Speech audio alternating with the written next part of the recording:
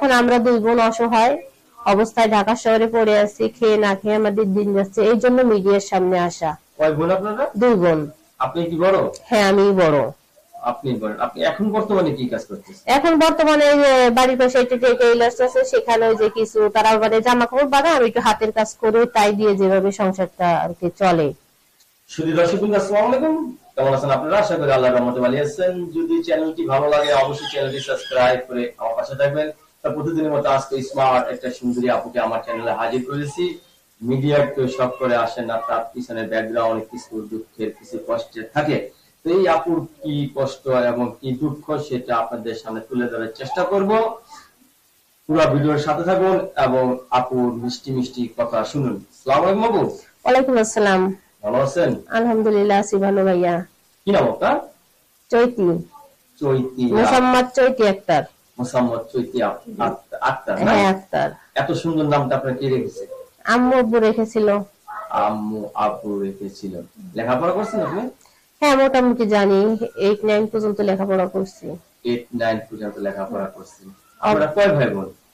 আমরা দুই বোন। দুই বোন। জি। ভাই নেই আপনার? না, ভাই নাই। আপনি কি ম্যারেজ না আনম্যারেজ? আনমেরিড। আনম্যারেজ, বিয়ে শাদী হয়নি? জি না। বয়স কত আপনার? হবে 16-17 এরকম হবে। 16-17 বয়স। 16-17 বয়সের মেয়েরা কিন্তু রাতে ঘুম হয় না। আপনার কি ঘুম হয়? ঘুম হয় না, ঘুম হবে কিভাবে? নানান টেনশন মাথায় থাকলে এমনিতেই ঘুম হয় না। কিসের টেনশন আপনার মাথায় এত? টেনশন এখন তো ভাইয়া, আমি তো মনে করেন যে আমার বাবা তো ছোটবেলায় আমাদের রাইখে বিয়ে শাদী করছে। আপনার মানে মা আছে, বাবাও আছে, থাইকেও তারা নাই, বাবা বিয়ে শাদী করছে এবং মা, হ্যাঁ, মানে বাবা বাবার সুখ খুঁজে নিছে, মা মার সুখ খুঁজে নিছে। এখন আমরা দুই বোন অসহায় অবস্থায় ঢাকা শহরে পড়ে আছি, খেয়ে না খেয়ে আমাদের দিন যাচ্ছে, এই জন্য মিডিয়ার সামনে আসা। কয় বোন আপনারা? দুই বোন। আপনি কি বড়? হ্যাঁ, আমি বড়। আপনি বলেন, আপনি এখন বর্তমানে কি কাজ করতেছেন? এখন বর্তমানে বাড়ির পাশে একটা টেইলার্স আছে, সেখানে যে কিছু তারা মানে জামা কাপড় বানায়, আমি একটু হাতের কাজ করে তাই দিয়ে যেভাবে সংসারটা আর কি চলে। আপনার সংসারে কে কে আছে? এখন সংসারে আমরা মাত্র দুই বোনই আছি। এখন চাইতেছি যদি কেউ যদি আমাদের একটু দায় দায়িত্ব নিত, এবং দায় দায়িত্ব নেবে অবশ্যই তো সে বলবে যে বিয়ে শাদী করার, যদি ভালো কোনো ছেলে পাতাম, যেমনই বয়স হোক, বুড়া হোক জোয়ান হোক, বিয়ে শাদী করতাম এবং আমাদের দুই বোনকে একটু দেখাশোনা করতো, এই আর কি। একটা জোয়ান মেয়ে, এই যে বললেন যেমন হোক বুড়া হোক, ওই এর সাথে আপনি বিয়ে বসবেন, তাহলে কি আপনার বিয়ে করা কি অতি জরুরি হয়ে দাঁড়ালো? অতি জরুরি। এখন তো মনে করেন পেটে ভাত নাই, এখন যে আমাকে পেটে ভাত দিবে, ইয়াং হোক আর বুড়া হোক, যেমন হোক, যে ছেলে আমার পেটে ভাত দেবে তাকে বিয়ে করব। অনেকের তো বউ মারা গেছে, আবার অনেকের বউ চলে যায়, হ্যাঁ, এই সমস্ত ছেলেরা কিন্তু বউ আদর করে, জানেন? হ্যাঁ, এটা জানি, কারণ বউ মারা গেছে বা বউ অন্য কারোর সাথে চলে গেছে, অনেক প্রবাসী, এটা তো তাদের দোষ না, এটা তো আমাদের নারী জাতির কলঙ্ক। যেমন ছেলে হলে আরো ভালো হয়, এরকম ছেলে হলে আরো ভালো হয়। হ্যাঁ, আরো ভালো হয়। হ্যাঁ, এটাই। হ্যাঁ, হ্যাঁ, এটাই। আর যা অজ্ঞাত ছেলেরা তো এতটা বুঝবে না, তারা বইয়ের কি মর্ম জানে না, তারা তো বইয়ের মর্ম বুঝে। হ্যাঁ, হয়তো তাদের প্রশ্ন থাকতে পারে আমি কিভাবে এত কিছু বুঝি। এখনকার মেয়েরা ছেলেরা তো সবই বোঝে, এখন তার না বুঝ কেউ না। না বুঝলে একটা বাস্তব কথা বলছেন আপনি। আপনি লাগলে এখনকার যুগের মেয়েরা কিন্তু বাস্তব যে জিনিসটা সবই কিন্তু বুঝে ফেলে। আমরা আগের দিন দেখছিলাম যে বিয়ে হওয়ার পরে কিন্তু শ্বশুর বাড়িতে যা কান্নাকাটি করছে যাবে না, আর এখনকার কিন্তু বেশিরভাগই মেয়েরা কান্নাকাটি না না না, তারা চাই এটা,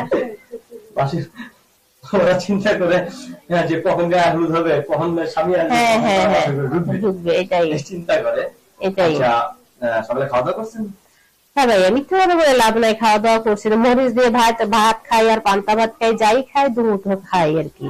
এত সুন্দর একটা জীবনে একটু আই লাভ ইউ বলেন।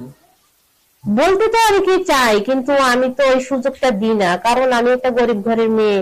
এখন কেউ যদি ভালো চোখেও তাকায়, তা মানুষই বলবে না মেয়েটা খারাপ, খারাপ নজরে চলাফেরা করে, এই জন্য আমি কাউকে সুযোগ দিইনি। যে আমাকে বিয়ে করবে তাকেই বলবো, অন্য কাউকে না। সবথেকে প্রিয় ফল কি আপনার?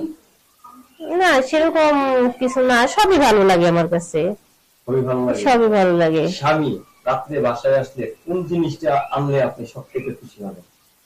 তার কিছু আনতে হবে না, সে আসে একটু আদর ভালোবাসা দিলে, একটু দিলেই যথেষ্ট। খুব বুদ্ধিমানের কথা। সারাদিন কাজ করে একটা স্বামী বাসায় আসার পর একটা মানে স্ত্রীর দায়িত্ব কি থাকে বলেন দিন?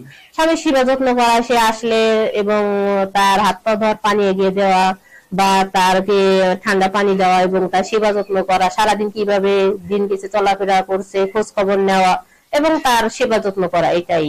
আপনারা নারীরা কেন স্বামীর পাশে অন্য একটা মেয়েকে সহ্য করতে পারেন? না না, ভালোবাসা তো কখনো ভাগ হয় না, এটা তো সম্ভবই না। ভালোবাসা কি কখনো ভাগ হয়? এটা তো আপনিও বুঝেন, আমিও বুঝি এবং দর্শক ভাইরাও বুঝতেছে। যে নারী সবকিছু হ্যাঁ, সবকিছু ভাগ দিতে পারবো কিন্তু ভালোবাসা ভাগ দিতে পারবো না, অসম্ভব। এ বিষয়ে সরি। কেন আপনারা চান না? না, এ বিষয়ে সরি, এ বিষয়ে আর কথা বাড়াতে চাই না, এ বিষয়ে সরি। আচ্ছা, যারা প্রবাসে থাকে, বিদেশ থাকে, ওদের কেমন লাগে আপনার?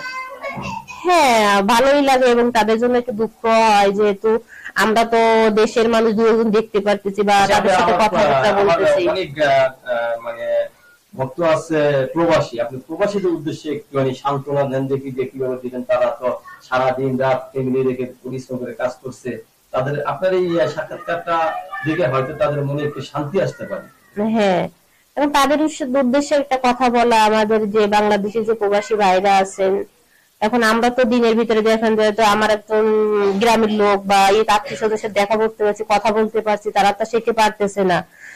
তাদের মনে অনেক দুঃখ বেদনা, আমরা সারাদিন পরিশ্রম করে এসে নিজেরা রান্না বান্না করে খেতে হয়, অনেক কষ্ট জানি।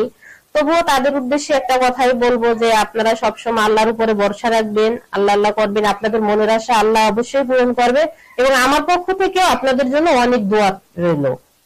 তো দর্শক, আমরা এই সুন্দরী আপুর মুখ থেকে অনেক কথা শুনলাম এবং সুন্দরী আপুর কিসের জন্য মিডে এসেছে সেটা আপনারা বুঝতে পেরেছেন।